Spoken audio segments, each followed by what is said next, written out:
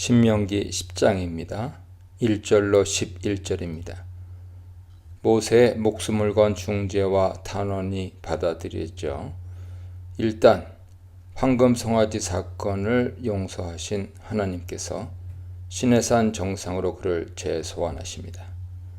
이번에는 두 돌판을 모세가 깎아서 준비해 와야 하며 그 돌판들을 보관할 법궤를 조각목으로 제작해야 합니다. 나무궤 아론 에츠는 조각목으로 틀을 짠 궤, 상자를 뜻합니다. 조각목은 정확히는 중동지역 광야에서 자라나는 시띠나무지만 관례적으로 사용된 명칭인 조각목으로 부르겠습니다. 이 나무궤를 신명기에서는 언약궤라 칭하는데 구약 전반에서 이것은 법궤, 언약궤, 증거궤, 하나님의 궤, 여호와의 궤 등으로 불립니다. 첫 번째 돌판은 하나님께서 친히 준비하고 십계명을 새기셨지만 두 번째 돌판은 모세, 즉 사람이 준비합니다. 이것은 언약 파기에 대해 백성들이 책임을 지도록 하기 위한 요구일 수 있습니다. 아직은 모세가 시내산 정상에 올라가 40일 금식을 하며 백성의 완전한 용서를 위해 기도하는 중이므로 일리 있는 주장이죠. 하나님께서는 첫 번째 돌판에 하신 것처럼 두 번째 돌판 위에도 십계명을 새기신 뒤 모세에게 건네주셨습니다. 그리고 그 법궤 안에 두 돌판을 보관하라고 명하셨습니다. 법궤는 조각목으로 짠 나무 상자이고요. 안쪽과 바깥쪽에 두꺼운 금을 입혔습니다. 그 위에 속죄소, 카퍼레트라고 불리는 금덩어리로 제작한 비품을 얹어 놓았는데 속죄소에는 두꺼운 금판 양쪽에 금덩어리를 부어서 조형한 뒤 세공해서 만든 날개를 들이은 두 그룹, cherub 형상이 놓여 있었습니다. 여기서 법궤 제작 시점이 문제가 되죠. 출애굽기에서는 모세가 시내산에서 새 두 돌판을 들고 내려온 다음 성막 건설과 법궤를 비롯한 비품 제작이 시작되죠. 출애굽기 34장 35장입니다. 그런데 여기서는 조각목 궤를 짜놓고 시내산으로 올라와 십계명 돌판을 새로 받은 뒤 그것을 거기에 두라고 명령하신 것으로 읽힙니다. 출애굽기와 상이한 시간 순서에 따른 신명기 설명은 다른 곳들에서도 흔하게 발견되죠. 시간 순서를 중시하지 않는 신명기 특유의 기법으로 받아들여야 합니다. 출애굽기를 따라 실제 법궤 제작자는 브설렐이고 모세는 성막 건설의 총 책임자이기 때문에 하나님께서는 모세에게 법궤를 제작하라 한 것일 뿐이죠. 제작 시기도 엄밀하게는 출애굽기를 따라 시내산에서 하산한 후에 성막 건설이 시작될 때인데 신명기는 뭉뚱그려 표현하고 있을 뿐입니다. 6절로 9절은 모세 연설이 끊긴 뒤 삽입된 설명부입니다. 이 삽입부는 시내산을 떠난 후 이스라엘의 여정을 요약해서 회상하면서 모세가 제작해서 두 돌판을 보관한 법궤를 누가 맡았는지 알려줍니다. 몇 군데 지명들이 우선 다음 순서로 나열됩니다. 부에롯, 브네야간, 모세라, 굽고다, 옅바다.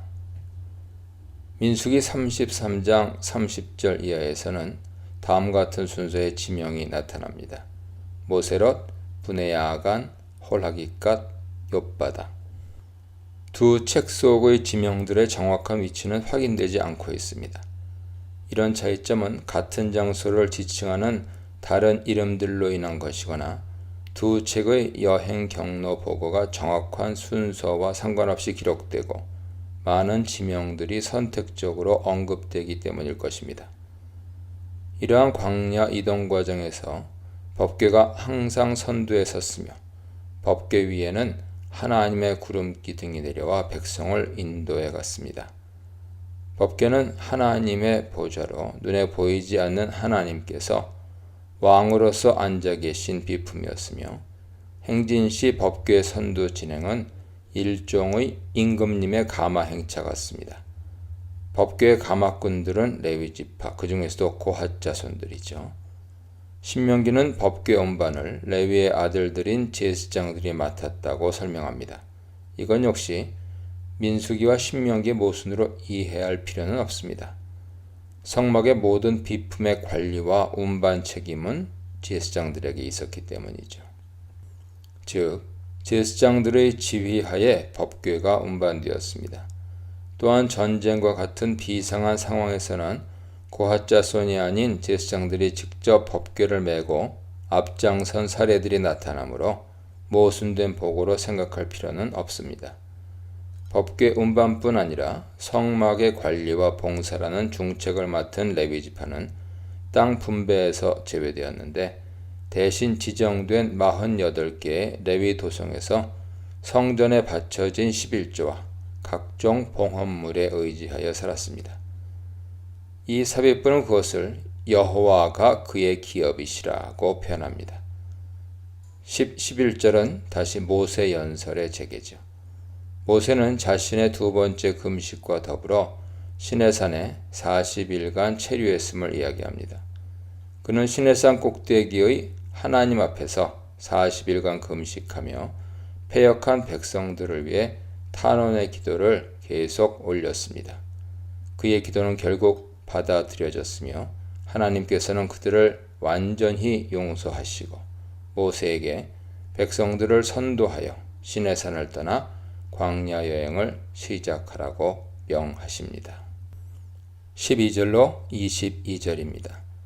모세는 다시금 하나님에 대한 절대 순종과 그분에 대한 사랑을 강조합니다. 이것은 12장의 본격적인 율법 재선포에 앞선 강한 권면이기도 하죠. 12절로 22절은 유대 역사에서 매우 중요한 부분이기에 오늘날에도 그것을 요약한 내용이 경외문, The Paragraph on Reverence라는 제목으로 유대인들의 기도 책자에 나타나며 거기서 발췌한 문구들이 앞서 말한 테필림과 메주자에 기록되기도 합니다.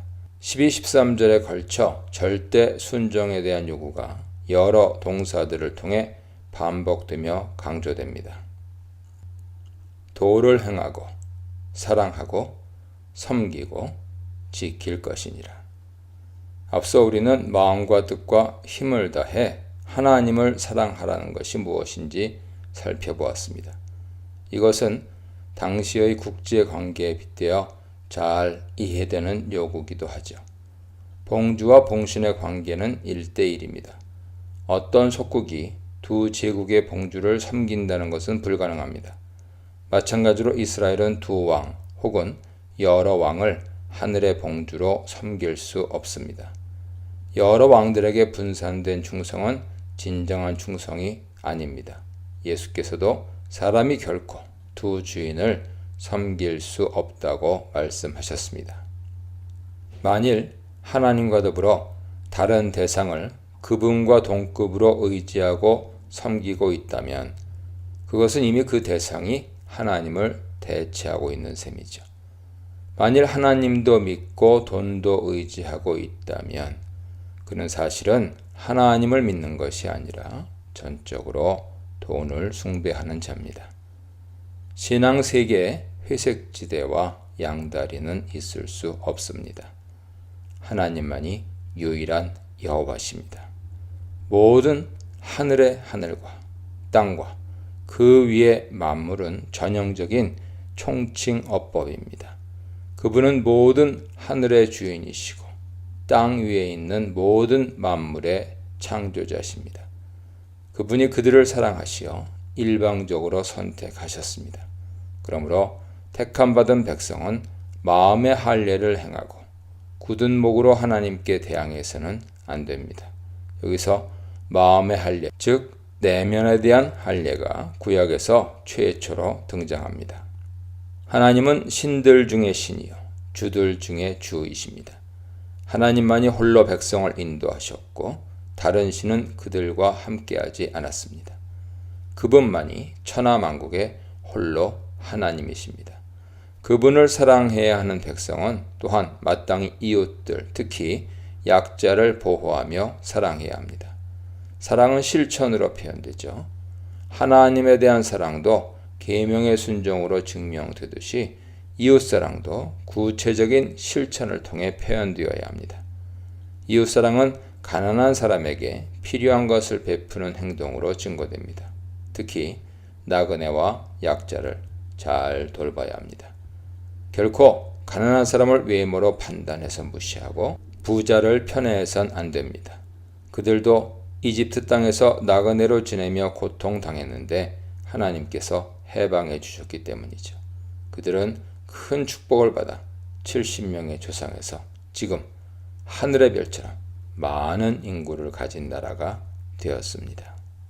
하나님의 사랑, 하나님을 향한 사랑, 약자들을 향한 사랑에 대해 묵상해 보시기 바랍니다.